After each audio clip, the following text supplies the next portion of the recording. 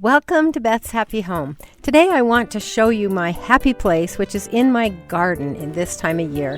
So we're going to start by this area that's next to the house where it used to be completely grass, and we dug out all that lawn. It was kind of useless because it was on the side of the house, and we put up this little tunnel, and part of the reason I'm so excited about it is because these grapes were kind of hard to get established, but now they're kind of going crazy. These are Thompson seedless grapes, and this vine that is crawling over my future tunnel is just loaded with little tiny developing fruit. And so we're going to have a great harvest, and we're going to have that magical little green tunnel. So back there is our children's garden. So there's the little playhouse that I built, and my grandchildren enjoy that, especially those that are preschoolers. It seems like they're especially fond of it. There's the little sandbox. There's the little garage where the sandbox toys are supposed to be, and you can see how carefully my grandchildren keep the toys where they belong. Back there in the corner is my pumpkin patch. Everything is really late this year because we keep getting these cold snaps. And you'll notice that there are those white lollipop looking plants, and those are onions that have gone to seed, and I have the hope that those onions will help keep the bugs off of some of the other vegetables that are growing. Right there are some beets, there's a tomato plant, that's a better boy, and then my blackberries that I'm so excited about. I've planted them several times and then they would die, and finally I found this place in the yard, and you can see they're just loaded with blackberries this year. We're going to have a wonderful harvest, and it's super exciting because it was so hard to come by. And then we have all other things planted in here. We've got a tomato, that's an early girl right there, and then there's a little red bell pepper right there. It's, as you can tell, this is June 20th, and it's really late developing, but I'm hoping that we'll have a long late summer as well because it hasn't had much of a chance to develop. Now on the other side of my little grape tunnel, I've got leafy green vegetables growing, as well as a strawberry patch that I'm working to get established. The strawberries, if you're going to get good fruit from them, you have to pick off the runners and also pick off the blossoms. So I'm going to be really careful now. I've had a patch in other places and I didn't pick off the runners like I should have, and so now I'm going to. And that's curly leaf kale, and there are a few beets thrown in there, and then closer to the rose bush there, that yellow rose bush, that's broccoli. And so I'm going to harvest that kale out of there, and then that'll make more room as the strawberries grow. And I'm kind of crazy about my roses this time of year too. They're just so pretty, so brilliant. And some of those ugly plants that you see back in the corner, that's spinach that I'm letting go to seed because I want to use the seed to scatter in some of the vacant places in the yard. So there's the entrance to my little garden, my little children's garden.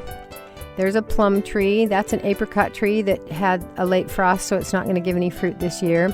That's my honeydew patch. I got the seed for the honeydew from a really delicious one that I bought at the store. I just saved the seed and planted it in the garden, and that was 4 years ago. I've been using that seed each generation ever since.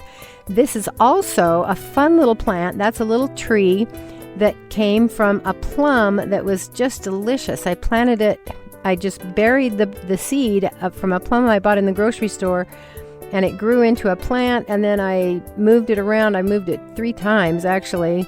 Finally got a place that I like, that I think it'll grow, and it's doing great. Anyway, these are my cabbages. They grow into a very pretty little border, and then when the heads form, I cut the cabbages out, and the leaves are still really pretty. Those are my fuzzy little peaches growing on my peach tree.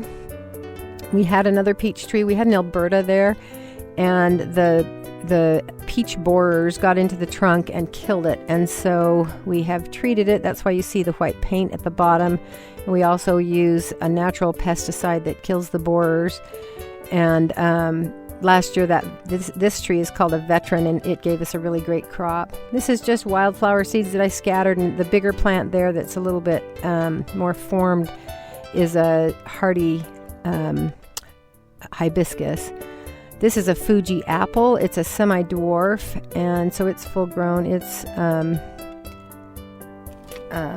growing the sweet little apples. I grew up in the middle of an apple orchard, and so I'm very, very fond of apples. We actually also have a Honeycrisp that's a full dwarf and produces a ton of apples, but I wish I'd planted a bigger tree now because we're getting neighbors behind us and we didn't think we ever would. This little corner, it's kind of hard to get things to grow. You can see this sitting area is one that we built, and I just put up that little children's swing because I have a grandson that's visiting me that's about 1 year old, and I'm hoping that he will enjoy it. But I have one more secret place that I really want to show you, and that makes me happy, and I go back there all the time, and believe it or not, it's between this little shed and the fence. And it's my raspberry patch. And here again, I've had so much trouble getting the raspberries established. But raspberries are supposed to be able to tolerate some shade. And so I thought it would be okay back here. And it's finally going. You see that streamer? That's actually a scarecrow. It's supposed to reflect off the fence and keep the birds off of the raspberries. But this year, I'm going to get a good hearty crop from my raspberry plants. And I'm so excited about it. It's just thrilling that this Thanksgiving we're going to have blackberry jam and raspberry jam. We're going to have, we're not going to get any plums this year, I don't think, but it's just going to be a lot of fun to have our homegrown fruits and vegetables to see us through the summer and into the fall and the winter. And so this is what takes up my time when I am just wanting to visit my happy place. I hope that you have enjoyed this quick tour of my back garden, and if you have any questions about raising any of this in Utah, give me shoot a line to me, and we'll see what you think, see what you have to say.